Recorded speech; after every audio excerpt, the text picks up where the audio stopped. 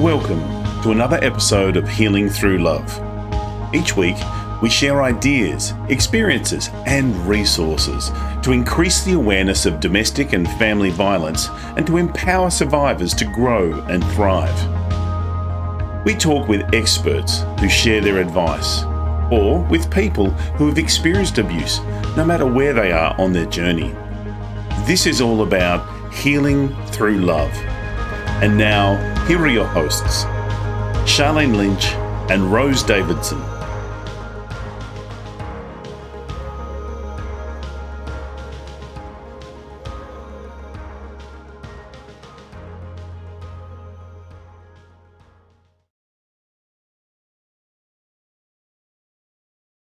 The Healing Through Love podcast with host Charlene Lynch and Rose Davidson would love to acknowledge Global Glamping Charities Incorporated for generously supporting this podcast.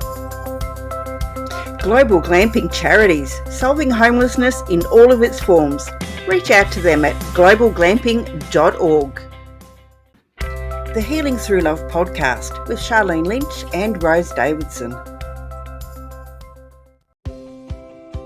Maria Tan shares with us how we should look at money as a partner instead of as a reward in episode 48. We are living in a time when hard work is not always rewarded. When people tell, I used to be very, very defensive when people say to me, "Oh, you're so lucky, you have money, you're good with money." I used to be very defensive around that because I thought, but I worked hard.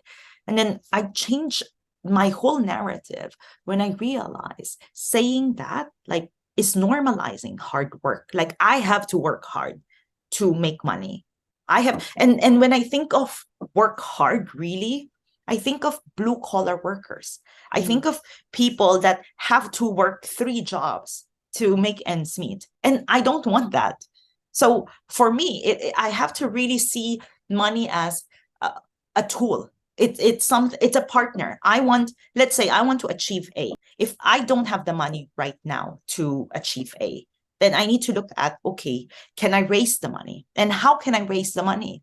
Through my own effort. The Healing Through Love podcast with Charlene Lynch and Rose Davidson. Hello and welcome to the Healing Through Love podcast. I'm your host, Rose Davidson from rosedavidson.com. Healing Through Love is here to help victims, survivors of domestic and family violence find their way back into living a more fulfilling and meaningful life.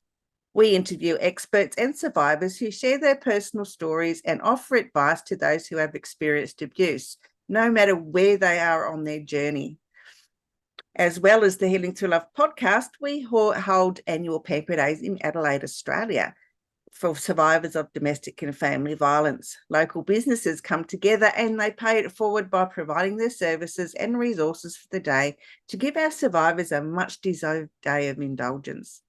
We are always on the lookout for organisations or people with similar values. So please get in touch with us if you want your organisation to be seen and heard. You can reach out to us at hello@htlaustralia.org. My guest today is Maria Tan, and Maria is all the way from the Philippines, and she's going to be discussing with us seeing money as a partner instead of as a reward. Now, Maria is known as the business coach for Misfits and creator of the Manifest and Multiply Money Map. She empowers nonconformists across the globe to embrace the magic of running their own business and create success tailored to their lifestyles. And before coaching online, she was a cross-cultural business and communications consultant who worked with executives from all over the world and coached over 1,000 professionals. Maria, thank you so much for joining me this evening and welcome to the Healing Through Love podcast. Thank you for having me. I am very honored to be part of everyone's journey today. And I really love how I think it's really through love that we can all heal, and that version of unconditional love. Absolutely, yes. And that's what we envisaged our social enterprise to bring to the world is love and nurturing. And yes, and it's lovely to have people on the podcast who have the same values as us. It's really wonderful to see. So how can we see money as a reward and how can we see money as a partner and not as a reward? So I'd love to kind of like put this in perspective, right? I think right now, with spiritual evolution being at the forefront of humanity now, I think we hear a lot of technical terms around abundance mindset, having that growth mindset, generosity mindset, etc.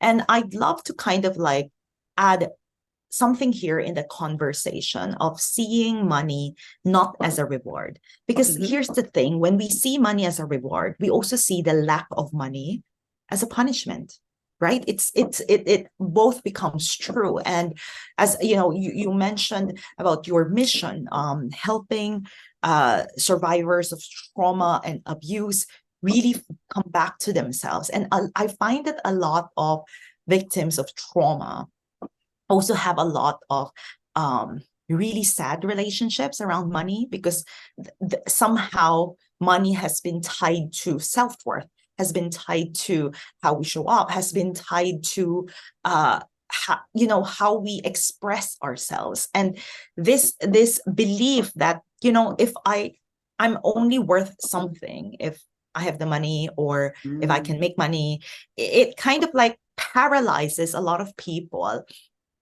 into going back to that old relationship, because I think trauma is such a big word, and it's very, very layered, I think, in today's world, right?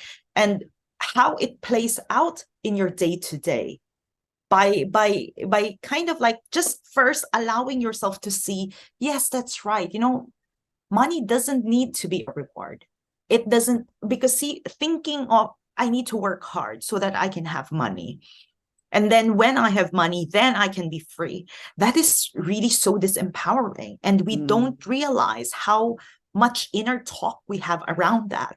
And I know people will be saying, yes, but I practice my abundance mindset journal prompts or something like this, or gratitude prompts. But I think you need to ask yourself, how often on a scale of 1 to 10, do you beat yourself up for not working hard enough, or taking a break? And when you do that, ask yourself, what is the main reason why you're beating yourself up? Is it because you're afraid to disappoint someone, or it's because you're worried that your financial income, like your source of income, will be cut off? So these small things in our lives just really tell you a story of how you see money in life. So the question of how do we shift out of that mindset, I think starts with, are you willing to first see money not as a reward? Because when you cannot move out of that mindset, you are normalizing that the lack of money is a punishment for you. Yeah, well, quite often as children, we're given an allowance for doing our chores. We are rewarded for, getting a good report card. We are rewarded for, doing well at sport. So, we grow up with this mindset that, if I do well, then I will be rewarded with this money.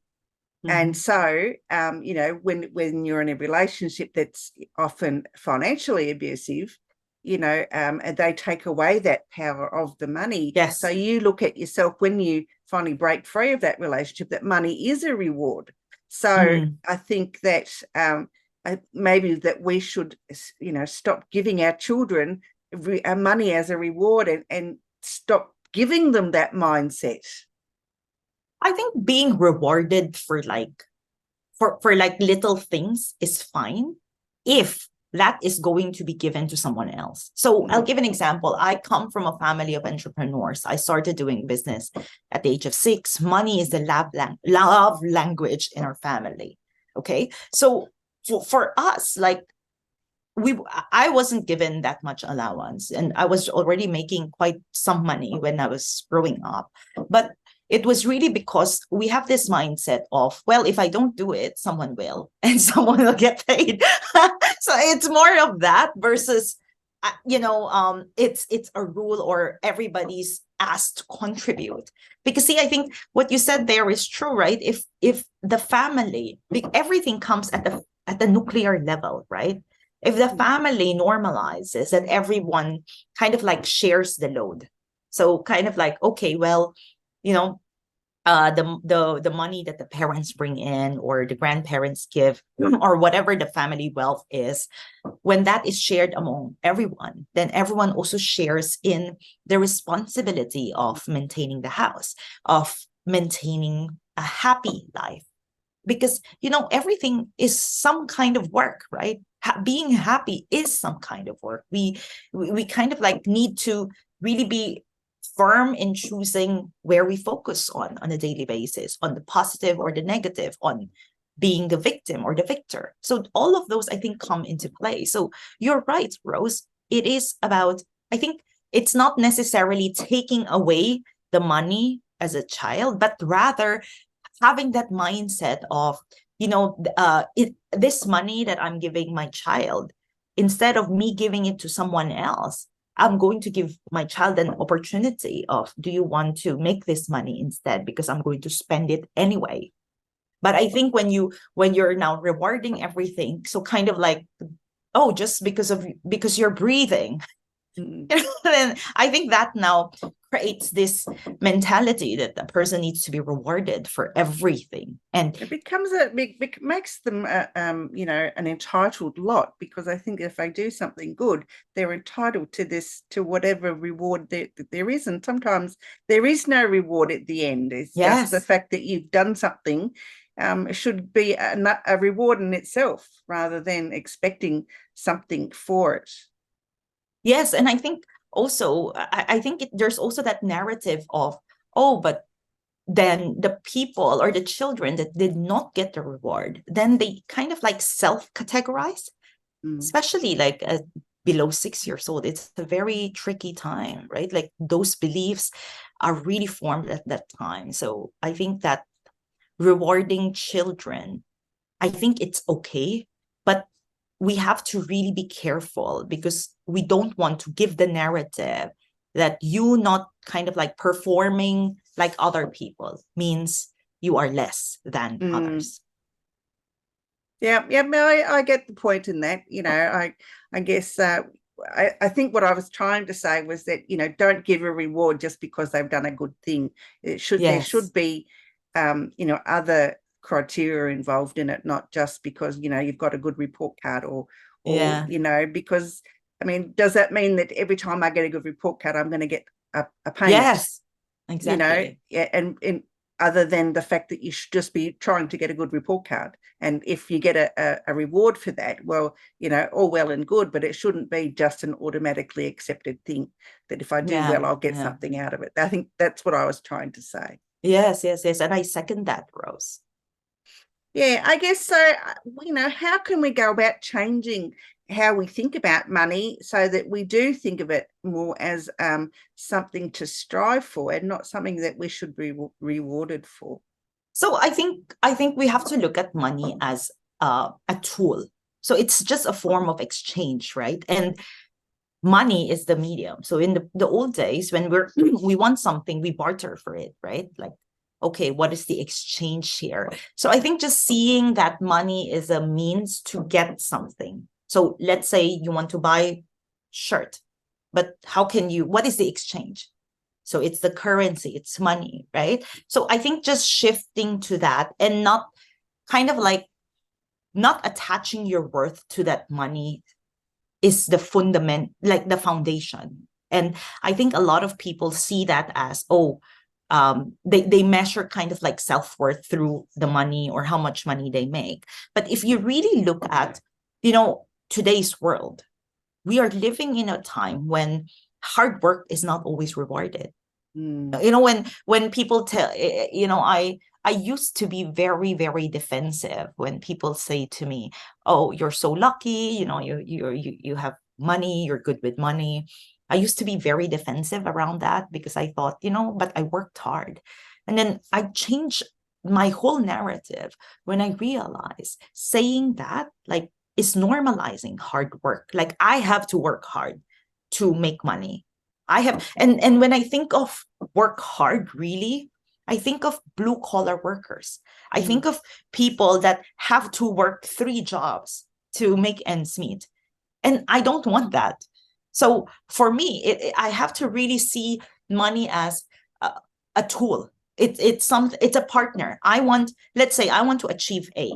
If I don't have the money right now to achieve A, then I need to look at, okay, can I raise the money? And how can I raise the money? Through my own effort, meaning exchange of my time for something, or can I share money, meaning I raise capital and the reward I also share with everyone, right? It's like when we bulk buy as a group, a group of friends. Okay, let's bulk buy so we can say, something like this. So how do we see money as something to be shared as a whole versus money I have to strive hard for you so I can prove my worth and then I can be rewarded? Because if I'm not rewarded, then it means I'm being punished for being lazy, for being stupid, for being whatever, right? Like for being incapable or broken, etc. So it's really that thought of how can I see this as an exchange? Right now, maybe I just came out of an abusive relationship, and automatically people's minds will be, I need to work because I need to make ends meet. But what if the first thing that we need to think of is, how can I exchange to have some money right now as I recover, as I find myself again, right? And that exchange can be taking out a loan, applying for a grant. It can be, giving myself just maybe at least 1 or 2 months. Maybe I have alimony. Maybe just giving myself that grace to just rest and relax and really articulate where do I want to go from here, instead of like that rush of, okay, now I have to prove myself again, or I have to find my way. I'm going to show other people that, it becomes now this scapegoat, this kind of like our shield in the world, instead of a resource and a way to make our life more comfortable. And right now, money, they do say that money is the root of all evil. Yes, but I think we're forgetting today, in today's world, there's so much accessibility to money compared to the past, right? Like we have credit cards, we have, and I'm not saying like, go crazy with your credit card. I'm just saying like, we're no longer living the days of our parents or our grandparents where the actual cash or money was really, really, really hard. Now there's a lot of forms of money that can give us that space, right? That can allow us that convenience of one day or one meal. Like in the past, like if you don't work, forget it, you don't have a meal. But now it's a different story. It's a different life, because if you don't have, let's say, bread for the day, you can knock on your neighbor's door and your neighbor is not as poor as you. Not like, those days 100 years ago where life was so tough that even if you wanted to borrow, even if it's okay for you to borrow, you couldn't, because you couldn't.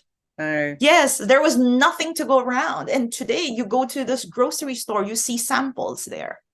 Like what I'm saying is there's really nothing to be ashamed. I think once you see that actually money is everywhere, and it's simply a means of kind of like an exchange, a tool, a resource.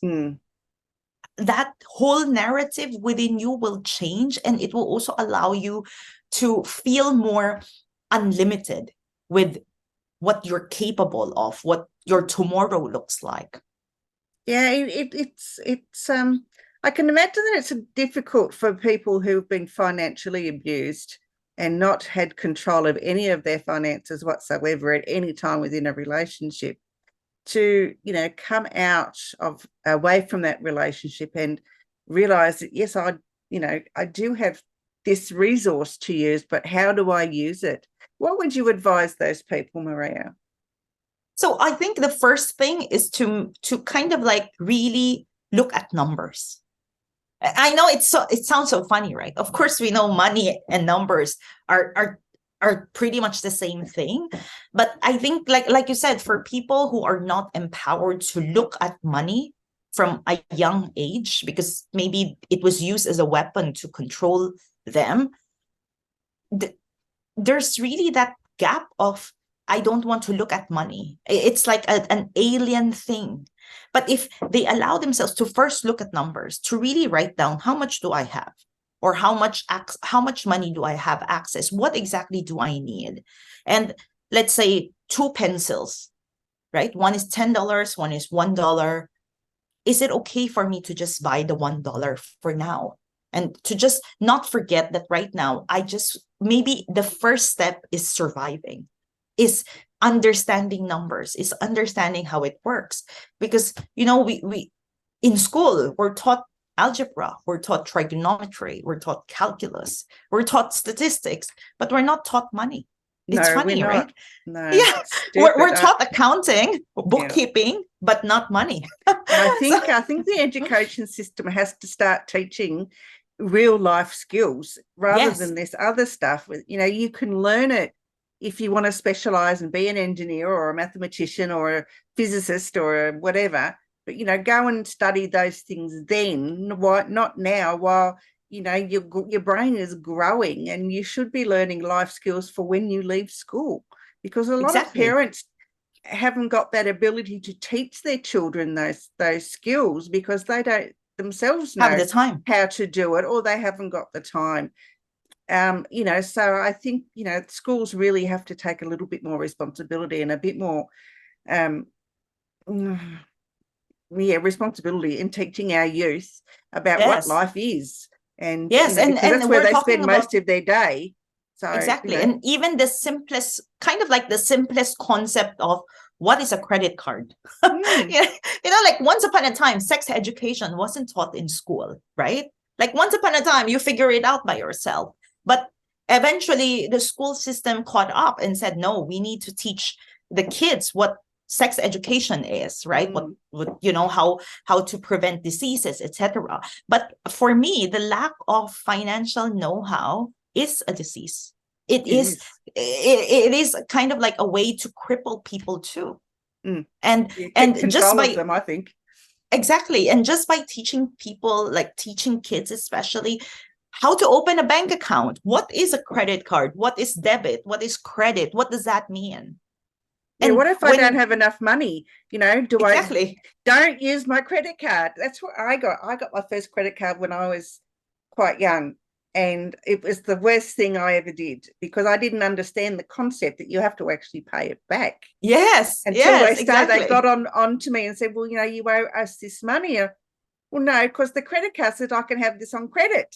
I didn't understand. Nobody told me. And I thought, it was a really big learning curve. And, those things need to be taught.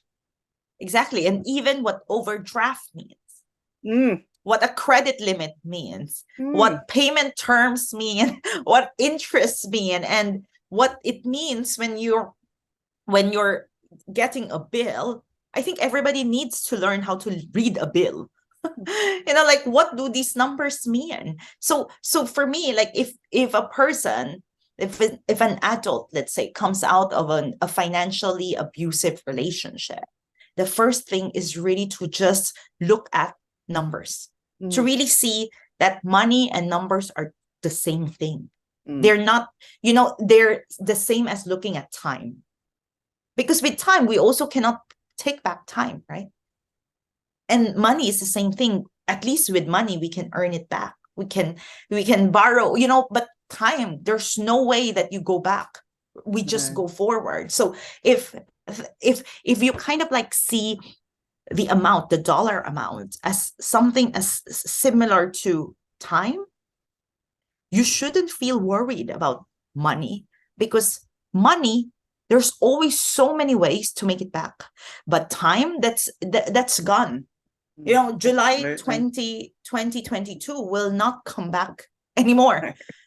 Right? But let's say that the $2,000 bill that you have, that you're now struggling to pay, you can make it kind of like, instead of beating yourself up, instead of seeing yourself as stupid, why did I do this, blah, blah, blah. But rather focus on how I can give, what can I exchange right now? Whether it's my time, it's, how can I make that 2,000? How can I find a way to make it easy for me to pay things back? By seeing that changes the narrative so much. Absolutely. Maria, you've got a money map that you're offering our viewers and our listeners. Would you please explain what that is and how it's helpful? So this is what I call the confident manifestor secret weapon, because we, like I said, we all in our time today, we always hear money manifestations, attraction, etc., etc. And this map, it first gives you a quiz to see which of the 4 money elements you're weak in, because I look at money as divided into these 4 categories. The first one is manifestation, meaning how do you materialize your thought? How do you materialize thinking, I want to make $100, to actually seeing opportunities that give you that $100? That's the first category. The second is, how do you move? How do you take action now? When you see, how do you choose? And what's stopping you from taking action? The third category is, how do you maintain your money? How do you save? How do you retain? How do you contain what comes in, right? Because a lot of people, they might be making a lot, but they might also be spending everything and even more. And the last one is multiplication. How do you make money work for you? So in this money map bundle, it addresses all parts of the 4 categories, and it gives you a quick quiz to see where you currently are weak in, where you currently are strong in. And there is an action plan depending on the result. So you follow that for 30 days and you take the quiz again, because everything, we have to continuously be aware of where we are with money too. Absolutely. Sounds fascinating.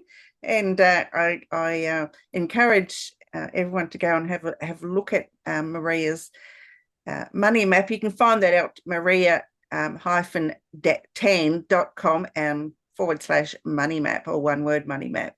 And you also got an affiliate program, Maria. Yes. So my affiliate program is the money map. You can easily apply to be an affiliate. If you have questions, feel free to send me an email. You can reach me in all social media channels at Maria_K_Tan or Maria@maria-tan.com. Wonderful. Maria, it's been absolutely a pleasure to meet you and to speak with you and to learn about, how we should make money our friend and not our enemy. And yes. If you were to offer some words of wisdom, what might they be? I'd say the moment you allow yourself to be truly honest with what you want, with who you are, it will be easier for you to make money and to only spend on the things that you really want. Great word. Love that. It's wonderful. Thank you. It's the end of our program today. Thank you so much for joining us. And I look forward to presenting for you again on another episode of the Healing Through Love podcast. Bye for now.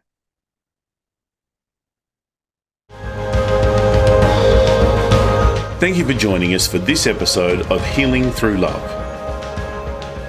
You can get further resources, see the show notes, or simply reach out to us via our website at htlaustralia.org. Thanks so much for joining us, and we look forward to your company next time on the Healing Through Love podcast.